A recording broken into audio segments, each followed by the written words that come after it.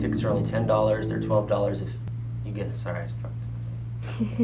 What's up, guys? I'm Dan Swank. I'm a singer-songwriter from Pittsburgh, PA, and you're watching Mossdeep Entertainment.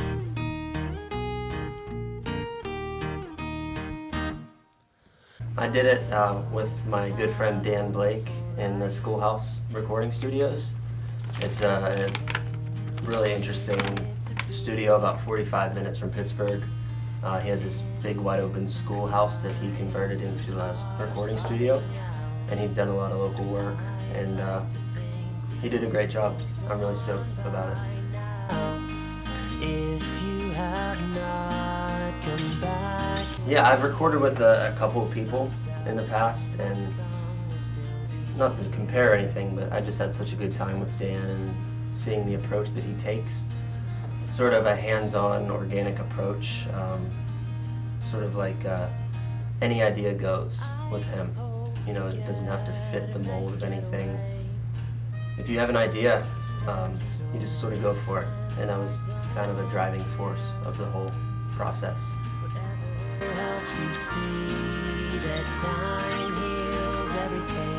I've performed solo for, I think, a little over a year now. I've started playing out under a solo name and putting out solo music. And it's been a lot different because I have played in a band before. I played in a band called Wait Till Friday for about 2 years. We had an EP and a full-length record. And so I sort of got the whole experience with the band and saw how that was. And when things started to not work out as well anymore with the band, it just sort of made sense to do my own thing because I didn't want to stop making music.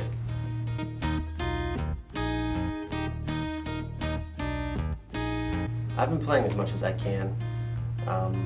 I've played in a bunch of towns in PA.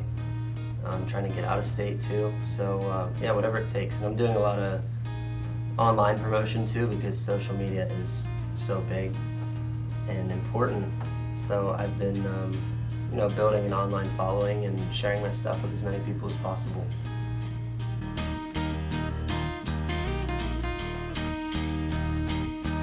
Yeah, I got to play at the Altar Bar for the first time ever in June, the end of June.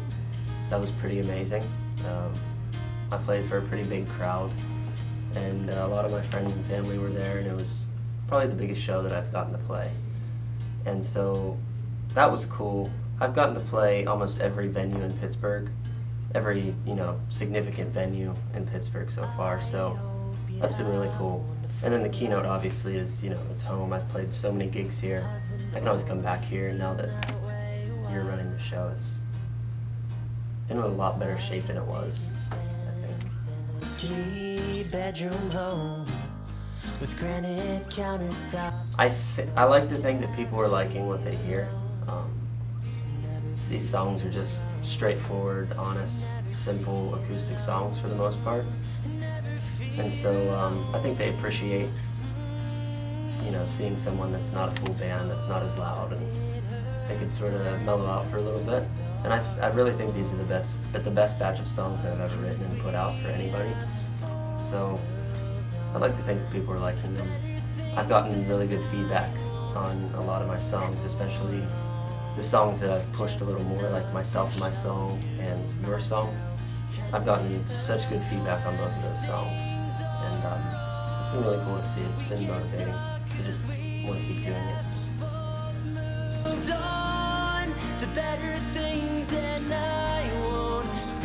I think I was a little bit, I don't know, distraught that trying to fit into one scene didn't really get me as far as I wanted it to. Like when I was with my band, we were just a straightforward, you know, fast-driven pop punk band, and we had to always fit in that scene. And I wanted to take a different approach. I wanted to just write songs that I wanted to write, and I wanted to make sure that all the 4 songs sounded nothing alike.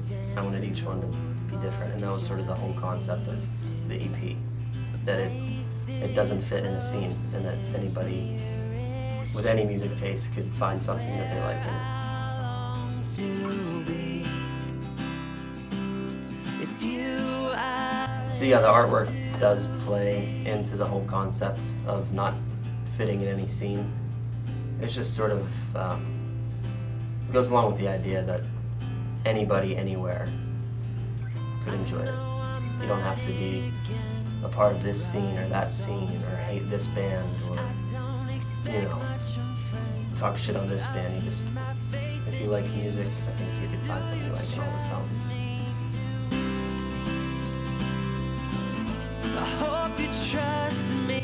Crystal Rittenauer did.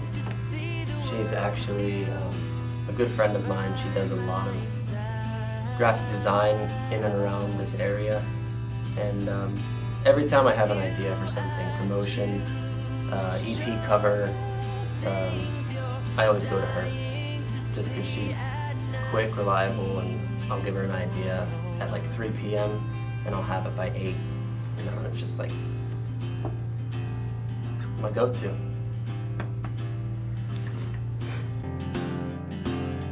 When you meet someone along the line, I actually did record this EP with myself. I just did it in my room. I've collected some recording gear the past couple of years, and I've been practicing and, you know, sucking at it, but getting better each time I do something with it. So I just wanted to do it on my own and see if I could do it, to be honest, because it would save me some money and give me some experience. So yeah. I would like to see the world with you. I think the outside world, I don't know.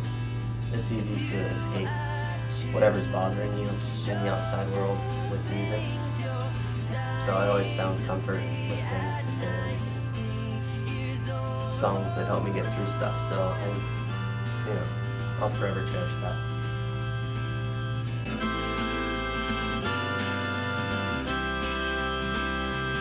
I definitely plan on continuing music.